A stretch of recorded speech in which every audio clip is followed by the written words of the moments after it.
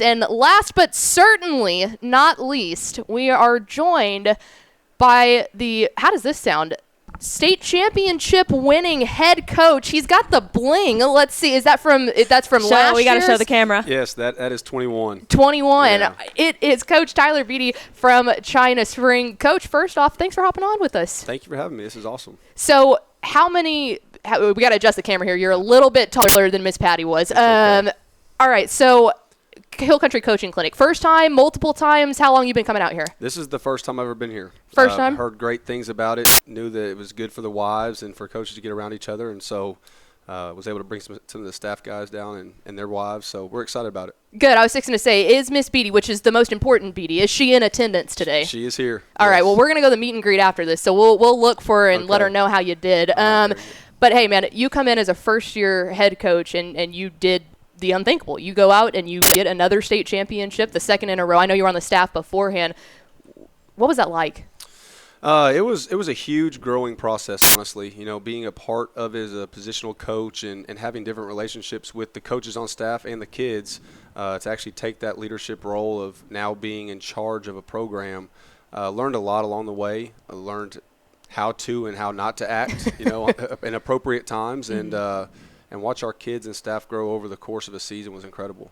Were you nervous at all coming in? Because I know that you took over for a legendary head coach who had just won a state championship the year before. Were you nervous at all coming into this job, or were you like, man, I got this. We're winning another state championship this year? No, there was I guess, a little bit just being anxious a little bit. You know, after I had been offered the job and was so elated about that, about 5-10 days later, I was like, what did I get myself into? You know, I don't want it. You can take it back. Yeah, I mean, we just won it. And, you know, as seasons come and go, the staff changes, the locker room changes. And there wasn't a doubt in our mind that we knew we had the ability to do it. It was just there were so many moving parts and kids that had to step into roles that hadn't been in those positions the season before that we were going to have to get ready to go. Mm-hmm. And so after about 2 weeks, it was go time, and I got dialed in and had to hire 6 new guys on staff, and so they had to learn, and it's been really, really good. And like I said, a lot of growth happened over the season.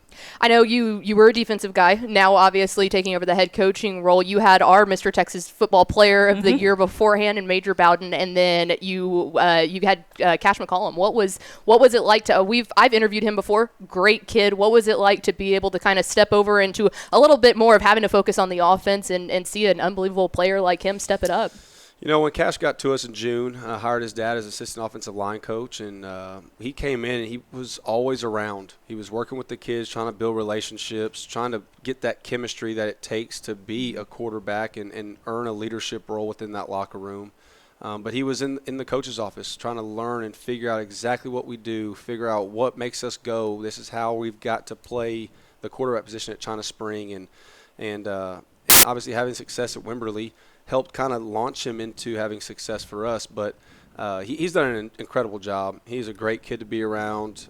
Everybody in the locker room thrives and loves to be around him, whether they're hanging out at their house or they're up at the field. So he's one that is truly valuable to us, and so we look to lean on him a lot this next season as he's one of our seniors this next year. Take me back to the state championship.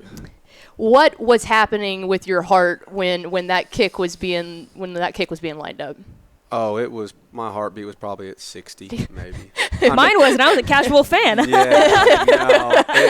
Yeah, because our kicker had done it before. Yeah. You know, he had to kick a 47-yard field goal to beat Stephenville that ended up getting us the district title. And so because he's been able to do it, and from the distance and just his consistency and his character and composure, you know, he was locked in. When we were going on that final drive, he already knew, like, there's a really good chance that this comes down to me. And so he wasn't nervous. I wasn't nervous. I knew when I called We were nervous. I knew when I called that timeout at 2 seconds that this is it. We've worked so hard to get back into the game and then finally put ourselves in a position to win the football game. Calm as a pickle. I mean, it was. That was a good one. Hey, you see what he did there? I saw what you did there.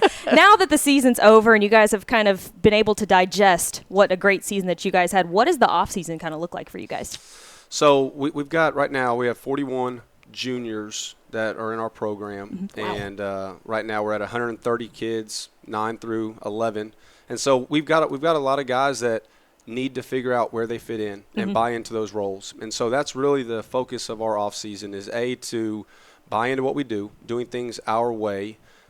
We have non-negotiables that we live by, and if those are things that you can commit to, then we're going to do everything we can to put you in a position to be successful. And so not necessarily getting rid of guys. We want guys to buy in other than doing the alternative. So getting guys to go our way, and we'll sort out the position and techniques and assignments when that comes, but getting all our guys to understand their role to be successful for us. You gonna have 3 rings by the time we talk to you next year? That is always the goal. That is always the goal. So before we let you go, getting back to the Hill Country Coaching Clinic, obviously an unbelievable line of speakers that they have lined up here. Who are you looking forward most to hearing from? So Drew Sanders, listen to him first thing off the top, really good. Coach Wetzel at Baylor's about to talk here in a little while. I'm sure you know him pretty well. I do. And so those are just a couple for today that I was really looking forward to go listen to and just learn, just be a part, pick up a nugget here or there, and go about our way. Perfect. Well, we've had enough of you. We're excited to talk to Miss Beatty later today. But, Coach, really appreciate you coming on, and congratulations again on a hell of a season. Awesome. Thank you so much.